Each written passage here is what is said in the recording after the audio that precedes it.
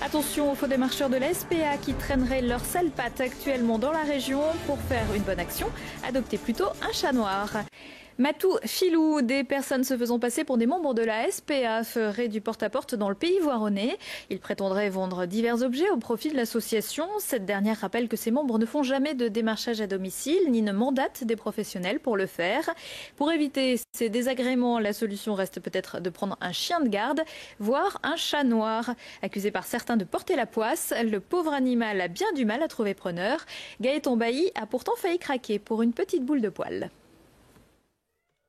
Le chat noir, animal des sorcières, mistigris à ne pas croiser sur sa route, il inquiète et fascine les hommes. Si ces superstitions font sourire certains, elles préoccupent aujourd'hui les membres de l'APAGI. Et pour cause, dans ce refuge situé au Versou, près d'un tiers des chats sont noirs. Les gens vont préférer quand même les animaux qui ont des couleurs plus originales, donc ça va être le chat écaille de tortue, le chat tricolore. C'est vrai que les tigrés, on a déjà du mal à les placer, mais les noirs, c'est une hécatombe, ils partent vraiment pas. Un phénomène révélateur du combat de l'association, gérer au mieux le séjour et le placement des animaux, trouvés, abandonnés ou saisis pour mauvais traitement. Or, ces capacités d'accueil sont limitées. En fait, ici, on gère une 50aine de box de chiens. Et on a une chatterie libre pour les chats qui est donc d'environ 25 places. Et il faut savoir qu'aujourd'hui on est à 70 chats en chatterie, donc on est bien au-dessus de nos capacités. L'APAGI doit alors compter sur de nombreux bénévoles qui réalisent travaux d'entretien, promenade des animaux ou encore actions de sensibilisation et collecte de dons.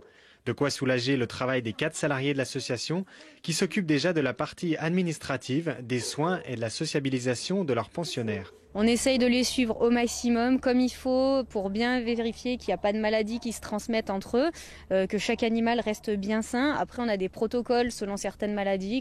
Donc on a aussi des vétérinaires qui suivent nos animaux, qui viennent tous les vendredis pour justement s'assurer que tout le monde va bien. Voilà, le but dans le refuge, c'est d'avoir des animaux sains et vraiment bien aptes à être adoptés. Cette petite fille, elle, a craqué pour un chat noir, de quoi rappeler aux plus superstitieux que seul le chat noir inconnu est censé porter malheur, mais jamais celui de la maison. Surtout si l'on suit la recette prônée par l'association, un peu de patience et beaucoup d'amour. Et si vous souhaitez adopter un animal, la SPA la plus proche, celle de Renage, est ouverte tous les jours, sauf jeudi, dimanche et fête, de 14h à 18h30.